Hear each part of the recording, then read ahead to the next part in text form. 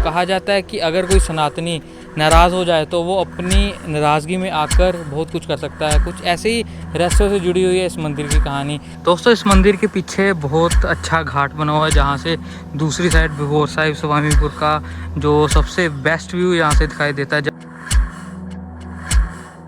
है कि लोगों के बीच में शंका पैदा होनी शुरू हो गई कि ये जो महाराज जी है, नवल जी महाराज है, कहीं ये इस मंदिर के ऊपर कब्जा करके ना बैठ जाए।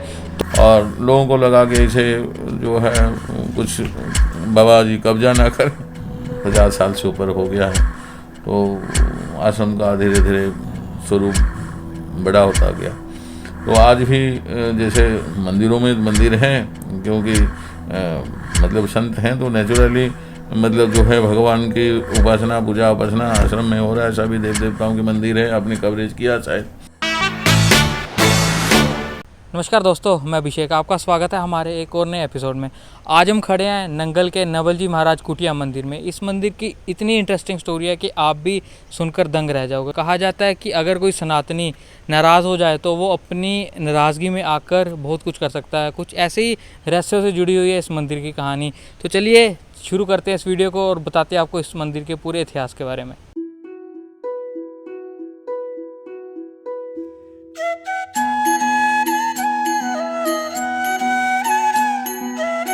दोस्तों, अब इस मंदिर के अंदर चलते हैं और आपको बताते हैं इस मंदिर परिसर के अंदर की पूरी तस्वीरें कि कैसे आज ये मंदिर इतना बड़ा निर्माण जो इस मंदिर में हुआ है।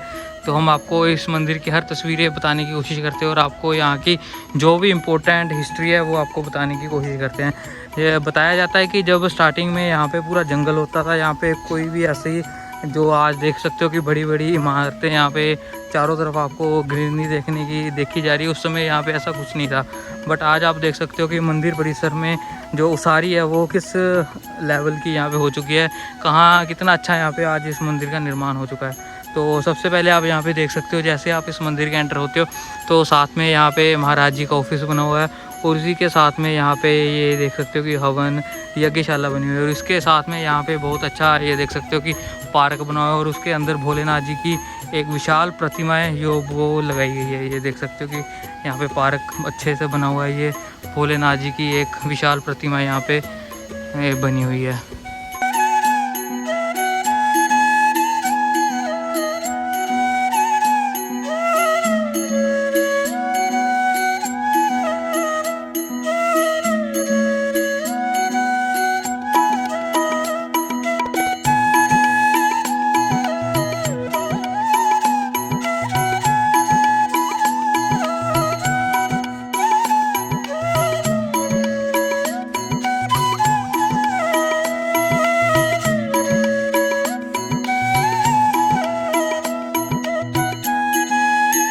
दोस्तों, इस मंदिर के पीछे बहुत अच्छा घाट बना हुआ है जहाँ से दूसरी साइड बिभोर साहिब स्वामीपुर का जो सबसे बेस्ट व्यू यहाँ से दिखाई देता है। जब आप बिभोर साहिब से किश्ती में बैठकर नंगल की तरफ आते हो तो यही वो घाट है जिसकी तरफ से आप नंगल पहुँच सकते हो। तो मैं आपको वो स्थान बताता हूँ जहाँ पे नवल जी महाराज ने आकर कई वर्ष यहाँ पे तपस्या की थी।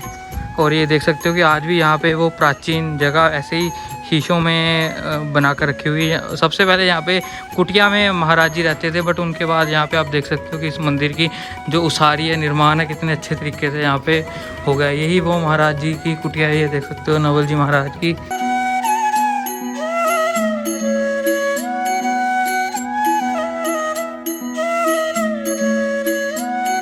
दोस्तों, जैसे कि आप तस्वीरों में देख ही रहे हो कि ये मंदिर कितना अच्छे तरीके से बना हुआ है। तो चलिए अब हम इसकी हिस्ट्री के बारे में आपको बता देते हैं। बताया जाता है कि सबसे पहले नवल जी महाराज थे जो प्रयागराज में रहते थे और प्रयागराज के बाद वो 70 के दशक में इस स्थान के ऊपर आए थे। इस स्थान के बिल्कुल साथ में यहाँ पे लक्ष्मी नारायण मंदिर है। पहले महाराज जी वहीं पे जो मंदिर की सेवा निभाते थे। सेवा निभाने के बाद 71 में बताया जाता है कि जो उसके बिल्कुल सामने क्रिकेट ग्राउंड है वहाँ पर उन्होंने बहुत बड़ा यज्ञ का आयोजन किया था, जिसमें दूर देशों विदेशों से बहुत बड़े बड़े नामी संत, इतिहासकार, पत्रकार उस टाइम वहाँ पे उस समय पहुँचे थे। तो उसके बाद बात ऐसे होती है कि लोगों के बीच में शंका पैदा होनी शुरू हो गई कि ये जो महाराज जी है, नवल जी महाराज है, कहीं ये इस मंदिर के ऊपर कब्जा करके ना बैठ जाए। तो किसी उनके श्रद्धालु के ज़रिए से महाराज जी को ये बात के बारे में पता चला कि लोग आपके बारे में ये बात कर रहे हैं। तो महाराज जी ने अपना जो भी सारा सामान था वहाँ से उठाया और महाराज जी इस लक्ष्मी नारायण मंदिर के साथ में इस जंगल में आकर बैठ गए, क्योंकि उस टाइम में यहाँ पे पूरा जंगल होता था और यहाँ पे एक वृक्ष है, उसके नीचे आकर महाराज जी अपनी तपस्या में लीन हो गए। तो 3-4 दिनों के बाद जैसे उनके जो भगत थे वो उन्होंने उनकी खोज करनी शुरू कर दी कि महाराज जी कहाँ पर चले गए। तो जैसे उन्होंने आसपास देखा तो महाराज जी यहाँ वृक्ष के नीचे उनको तपस्या करते हुए दिखाई दे। उन्होंने बहुत मनाया यहाँ पे उनको कि आप दोबारा से उस मंदिर में चलिए, बट वो उनकी जिद थी कि अगर मैंने एक बार अपना कोई स्थान छोड़ दिया तो मैं वापस उस स्थान के ऊपर नहीं जाऊँगा।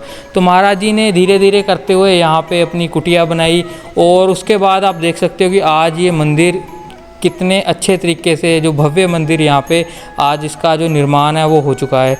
और ये मंदिर देख सकते हो कि कितना अच्छे से यहाँ पे आज निर्मित हो चुका है। तो कहा जाता है कि अगर कोई तपस्वी या सनातनी अगर रूठ जाए तो उसको मनाना बहुत कठिन है। तो ऐसी ही कुछ इसकी हिस्ट्री है, तभी इस मंदिर का नाम है जो नवल जी कुटिया वाला मंदिर के नाम से जाना जाता है। तो आइए आगे हम आपको बताते हैं इस मंदिर के साथ में जो एक सबसे अच्छा घाट बना हुआ है जहाँ से दूसरी तरफ की आपको बहुत बेस्ट लोकेशन दिखाई देती है। दोस्तों ये आप रास्ता ऊपर से देख सकते हो कि सीधा आ रहा है और यहाँ से आपने जाना, और इसके ये यहाँ पे बहुत अच्छा बड़ा हॉल बना हुआ है यहाँ पे गाड़ी वगैरह पार्क करने के लिए, यहाँ फिर लंगर वगैरह का यहाँ पे जब आयोजन किया जाता है तो यहीं पे लंगर वगैरह भी खिलाया जाता है। ये देख सकते हो कि बर्तन साफ़ करने के लिए भी यहाँ पे टैप वगैरह बनी हुई है और इसी के साथ में नीचे आपको घाट दिखाई देगा। और यहाँ से आप देख सकते हो कि सामने आपको भिवोर साहिब जो गांव है वो प्रॉपर तरीके से विजिबल है। और ये देख सकते हो कि कितने अच्छे तरीके से जहाँ पे ये जो घाट है वो निर्मित है। और यहाँ से आप देखो कि कितना अच्छा यहाँ से आपको सतलुज के किनारे का व्यू आ रहा है। वो सामने भिवोर साहिब घाट आपको यहाँ से पूरा प्रॉपर तरीके से विजिबल है। और जब आप बोट में दूसरी तरफ से बैठकर आते हो तो इसी स्थान से आपको बोट है जो छोड़ेगी और यहाँ से आपको पैदल या नंगल जाना होगा, क्योंकि पहले के टाइम में जब नंगल का निर्माण चल रहा था तो यही स्थान से जो लोग हैं वो नंगल में आते थे। वो सामने आप देख सकते हो, अगर मैं जूम करके आपको दिखाऊं तो वो देख सकते हो आपकी बोट वहाँ पे खड़ी हुई है और वहाँ से बोट बैठकर लोग इस जो स्ट्रेच है इसको पार करके नंगल में जाते थे।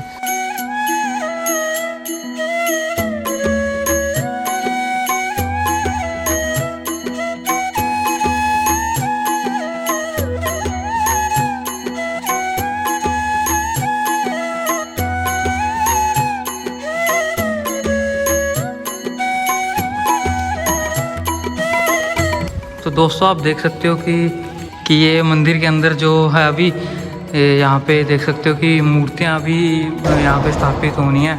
यहाँ पे ये मंदिर में बहुत अच्छा भव्य हॉल देख सकते हो कि तैयार हो रहा है।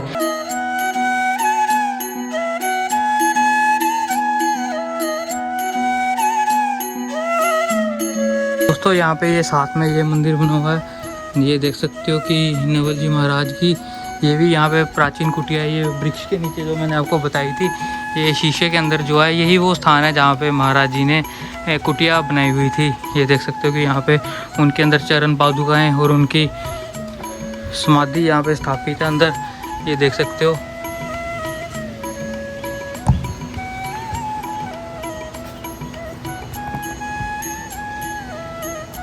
तो यही वो स्थान है जहाँ पे नवल जी महाराज जब रूठ कर आए थे। तो ये देख सकते हो कि साथ में ये वृक्ष बना हुआ है और उसके साथ में यहाँ पे महाराज जी ने अपनी जो उस टाइम में कुटिया बनाई हुई थी, बट आज के टाइम में देख सकते हो कि इसको अच्छे तरीके से मेंटेन किया है शीशे के ग्लास में और बहुत अच्छे तरीके से यहाँ पे इसको बनाया हुआ है। तो दोस्तों ये देख सकते हो कि पूरा मंदिर परिसर आपको मैं एक फ्रेम में दिखाने की कोशिश कर रहा हूँ। बहुत अच्छा मंदिर है, यहाँ पे एकदम जंगल के बीच में चारों तरफ पूरी ग्रीनरी है इसके। यहाँ पे बहुत अच्छी यहाँ से आपको आकर यहाँ पे आकर आपको बहुत मन को शांति मिलती है। तो आप यहाँ पे जब भी नंगल के आसपास में आते हो तो आप यहाँ पे ज़रूर आना और आपको बहुत अच्छा आकर यहाँ पे फील होगा। दोस्तों जैसे कि आपने तस्वीरों में देखा कि हमने आपको मंदिर परिसर के अंदर की सारी तस्वीरें दिखाने की कोशिश की।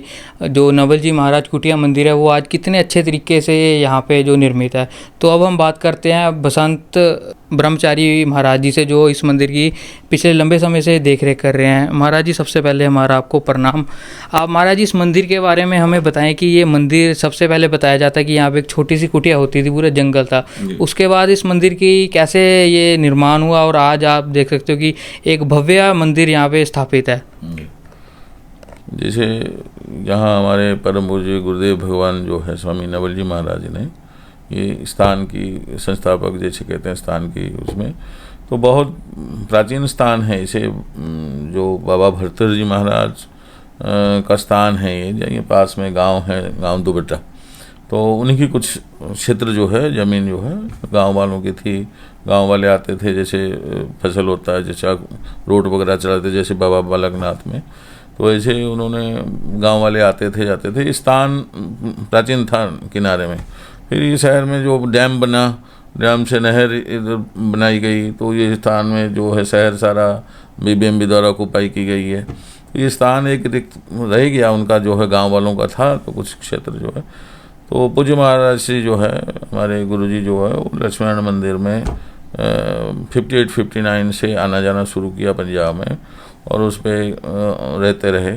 धर्मशाला है लक्ष्मीनारायण मंदिर यहाँ से आधा किलोमीटर दूर में। तो फिर धीरे धीरे लोगों के साथ जो है समाज में लोग आए, तो उनकी शरण में जो है तो उत्तर भारत में जो है 30-35 स्थान हैं। तो उसी परंपरा से, परमहंस परंपरा से जो है पूज्य महाराज जी जो है वो संत सच्चा बाबा जी के सानिध्य में आए प्रयागराज में। तो घूमते हुए वहाँ लक्ष्मीनारायण मंदिर आए। वहाँ पर फिर 70 के दशक में विशाल यज्ञ किया, और लोगों को लगा कि ऐसे जो है कुछ बाबा जी कब्जा ना करें, तो फिर वहाँ से उठ के बरगद, यहाँ बिल्कुल झाड़ जंगल था, वहाँ आकर बैठ गए। अब धीरे धीरे जो है वो कुटिया बनाई, तो महाराज जी का नाम के हिसाब से लोगों ने स्वामी नवल जी की कुटिया के नाम से जानने लग गए। तो भगत जगत जो है वो आने लगे, और समय के अब 50 साल से ऊपर हो गया है। तो आश्रम का धीरे धीरे स्वरूप बड़ा होता गया। तो आज भी जैसे मंदिरों में मंदिर हैं, क्योंकि मतलब संत हैं, तो नेचुरली मतलब जो है भगवान की उपासना पूजा उपासना आश्रम में हो रहा है। सभी देव देवताओं के मंदिर है, आपने कवरेज किया शायद। तो और भी अपना तो पूजा पाठ मंदिर में आरती पूजा तो होती है, पर तब से लेकर अभी तक पूज्य महाराज जी कर रहे थे। अभी निरंतर दैनिक जो है रोज रोज यहाँ हवन होता है, और विशेषकर जो है यहाँ से आध्यात्मिक संदेश का जो भक्त जगत जो भी आते हैं सानिध्य में, जितने भी लोग हैं, उनको ये कट्टरता नहीं सिखाई जाती है कि महाराज जी, मैं आपकी एक परंपरा के बारे में पूछना चाहता हूँ। जैसे सनातन में भगवे रंग का बहुत महत्व है, जो साधु संत भी है वो भगवा रंग धारण करते हैं, बट आपने जो सफ़ेद रंग धारण किया है, इसके पीछे क्या महत्व है? ये जो है संन्यास दीक्षा 2 प्रकार से हैं। जो हमारी परंपरा वैष्णव परंपरा है, 2 मतलब 3 जो संत परंपरा में हैं। एक वैष्णव हैं जो विष्णु के, भगवान विष्णु के जितने अवतार हैं, राम हैं, कृष्ण हैं, चाहे हनुमान जी को मानते हैं, जो वो वैष्णव संत कहते हैं। तो वैष्णव संत जो हैं वो सफ़ेद भी पहनते हैं, पीताम्बरी भी पहनते हैं पीले रंग का।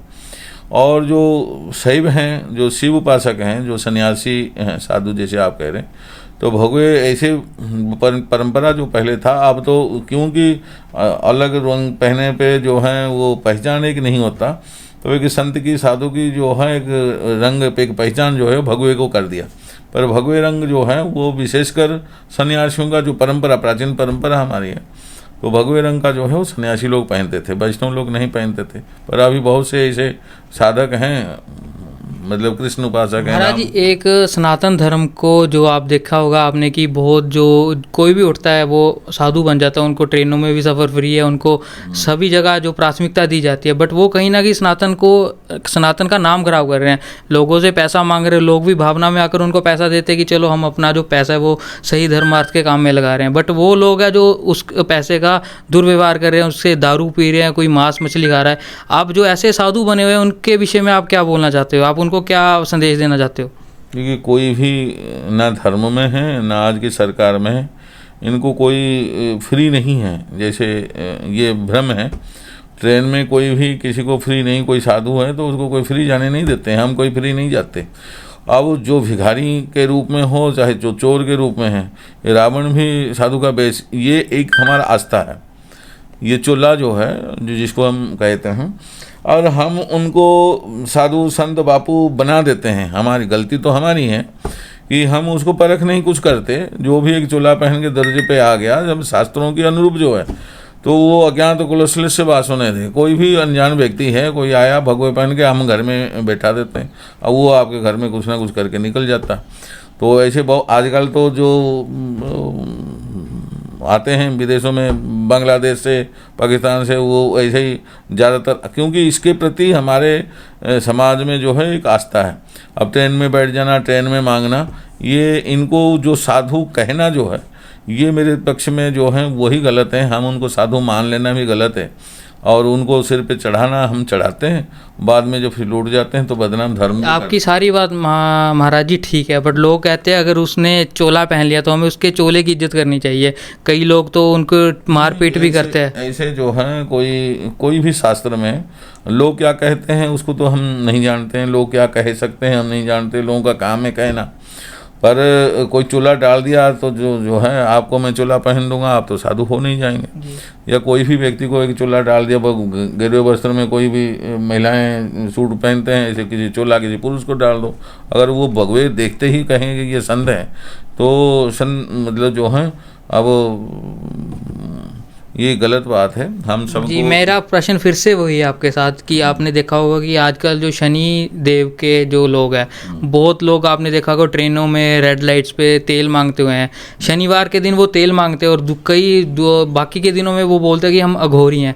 तो ऐसे लोगों के साथ क्या हशर करना चाहिए, क्योंकि वो तो एक तरफ एक मांगने का ऐसा है कि दंड संहिता जो है वो किसी के लिए, आपके लिए भी, हमारे लिए भी बराबर है। अब हम किसी को जान से मार नहीं सकते हैं, सज़ा हमें भी होगी और सज़ा आपको भी होगी। तो हम उनके साथ हसर कुछ ना करें, बस अपनी ज्ञान को विकसित करें। जो भीख मांगता है, मैंने आज तक व्यक्तिगत रूप से कहता हूँ, जो सड़क पे से आप मांगने की बात करें तो मैं भी जाता हूँ, कई बार आते हैं तो मैं उनको कहता हूँ भैया आ जाना स्थान पे, मेहनत करना, सेवा करना जितना जो हो सके, और तुम भरपेट खाना, जो भी कार्य। ये ठीक है, ये हमारे धर्म में कहीं ना कहीं निम्रता है। अगर किसी और धर्म में आपने आज देखा कि कोई मांगता नहीं है, ऐसा सनातन के साथ ही क्यों किया जाता? सनातन के धर्म में आपने देखा होगा कि उसमें साधु भी है, वहाँ पे झांकियाँ भी अलग अलग तरह से निकाली जाती है। कहीं ना कहीं है तो सनातन का ही उसमें अपमान है, और धर्मों में ऐसा क्यों नहीं किया जाता? तो हम ये चाहते हैं कि अगर हम इस चीज़ को, हमने चेंज लाना है, ये सब के ऊपर बंद करना है, तो हमें कहीं ना कहीं तो कठोर होना पड़ेगा। इसमें जो है हमारे अपनी ही ज्ञान की अभाव जो है, और जहाँ तक सनातन है, वो सनातन बहुत विशाल है। अब सनातन तो आगे हिंदू में समेटता जा रहा है, क्योंकि हमारे हिंदू धर्म है, ये धर्म है, वो धर्म है। सनातन कोई धर्म नहीं है, सनातन एक हमारी जीवन पद्धति है, जब जीवन शैली है। मैंने जैसे कहा आपको अध्यात्म है, हमारे जो जीने की ढंग है, तो हमारी एक जो परिपाटी है जीने की जो है वो सनातन है। वो सनातन में विशालता इतना है। अब जैसे आपने गंगा स्नान करने चले गए तो पंडित जी कहेगा कि भाई आपने गंगा जी में डुबकी लगाओ 7, तो आपने लगा सकते हैं, बढ़िया। तो आप कहना पंडित जी मैं 7 डुबकी लगा नहीं सकता। कहते चलो लगा 3, कहते 3 नहीं लग सकता, चल लगा 1, कहते 1 भी नहीं लग सकता। कहते यहाँ तक डुबकी लगा दे, यहाँ तक घुस जा, नहीं कर, हाथ मुंह धो ले। वो कहते नहीं है, कुछ नहीं कर सकते। तो कहता कोई नहीं, हाथ जोड़ के फिर प्रार्थना कर दे, ठीक है जी, ये गंगे तब दर्शनात् मुक्ति, तेरे दर्शन हो गए तो वही हैं। वो कहते मेरे वो भी नहीं होता, मेरे हाथ भी नहीं उठते। कहते स्मरण ही कर ले मन ही मन जो है, ठीक है जी। तो अब बाह्य अभ्यंतर सूची हो जाएगा, हैं। तो इसीलिए जो है हमारी विशालता, हर चीज़ में फ्लेक्सिबिलिटी जिसको कहते हैं, वो इतना सहजता है कि आप किसी भी प्रकार से उस तरफ तो झुको, परमात्मा की ओर तो आओ। मतलब जो है हमारा रास्ता इतने सारे खुले हैं, इतने सारे मार्ग हैं जो किसी में भी नहीं है। कोई भी जो जितने भी पंथ हैं, मैं तो धर्म जो है ये तो है, पर जितने पंथ हैं सब शाखाएं जो हैं, अपनी अपनी बरादरी है, तो उसी में भी इतना विशालता, इतना, क्योंकि वो तो इसी में से एक एक, जैसे कहते हैं ना, एक एक फल, एक एक टहनी तोड़ तोड़ के वो अलग अलग ढेर लगा दी। और सनातन तो वो अंगूर की गुच्छी हैं, और ये जो पंथ हैं वो सब एक एक दाने अंगूर के हैं। तो इनके वो विशालता है नहीं है, सनातन में वो विशालता है। हमारी जो है अब धीरे धीरे हमारी वेद वेदांत जो है तो वेद उपनिषद 4 वेद है, 108 उपनिषद है, हमारी खड़ दर्शन है। तो अब आज के समय में हमको अपनों को अब जो है ज्ञान के विषय में 1% 2% भी ज्ञान नहीं है, और हमें जो कुछ कह जाता है ऐसे कह दिया। अब हमें अगर सत्य ज्ञान हो तो ना तो भिखारी को हम साधु कहेंगे, ना ही मतलब जो भी आपके लगता है कि ऐसे ऐसे, वो सारे जो हैं उसमें परिपाटी में लिखा गया है, हमारे शास्त्रों में है। तो इसीलिए हमको ज्ञान नहीं है, तो इसलिए हम भ्रमित है। जिस समय हमें सत्य का ज्ञान हो जाएगा तो हम अपने आप में भेद को समझ, जैसे आपको किसी चीज़ का ज्ञान है, अब जैसे कहते हैं जौहरी के पास लाओ जो है वो हीरे की पहचान कर सकता है। अब कोई आलू बेचने वाला तो उसका ज्ञान कर नहीं सकता। तो सत्य क्या है, धर्म क्या है, और उचित क्या है, अनुचित क्या है, पाप क्या है, पुण्य क्या है, जब तक हमको ज्ञान नहीं होगा हम उसकी निर्णय तो कर नहीं सकते। अब एक को, किसी मूर्ख को जो है हम निर्णय के लिए बैठा दें जज के कुर्सी में, तो कोई निर्णय दे नहीं सकता। तो इसलिए शिक्षाएं ग्रहण करनी पड़ती है, तब वो जज के कुर्सी में बैठता है। तो हमें ज्ञान नहीं है और हमें कोई ना कोई बात कर लेता, तो हमको फिर जैसे कहते हैं घर लिया भाई, हमारी धर्म हमको कर लिया। हम पूजने की कोई शास्त्र में लिखा नहीं है कि भाई कोई किसी ने चूल्हा डाल दी और उसको पूजा करो या उसकी स्वागत करो या सम्मान करो, तो ऐसे नहीं है। मैंने कभी ऐसे अकर्मण्य भिखारी को मैंने कभी किसी प्रकार से सहयोग, हम आएँ आश्रम में आएँ, मेहनत करें, हमको करना नहीं चाहिए। तो इसलिए उनको कोई एक्शन लेने की ज़रूरत नहीं, अवॉइड करने की ज़रूरत है। आई होप दोस्तों आपको हमारी आज की ये लोकेशन अच्छी लगी होगी। आपको इस मंदिर के बारे में तो पता होगा, शायद इसकी हिस्ट्री के बारे में बहुत कम लोगों को पता होगा। तो आज हमारा इस वीडियो को यही बनाने का मकसद था कि हम इस मंदिर की हिस्ट्री आप लोगों तक पहुंचा सके। तो अगर आप भी ऐसी वीडियोस हमारे साथ देखना चाहते हो तो आप हमारे पेज को ज़्यादा से ज़्यादा फॉलो करें। अगर आप यूट्यूब पर देख रहे हो तो इस चैनल को ज़्यादा से ज़्यादा सब्सक्राइब करें। और मिलते हैं दोस्तों एक और नई वीडियो में एक और नए टॉपिक के साथ, तब तक दीजिए इजाज़त।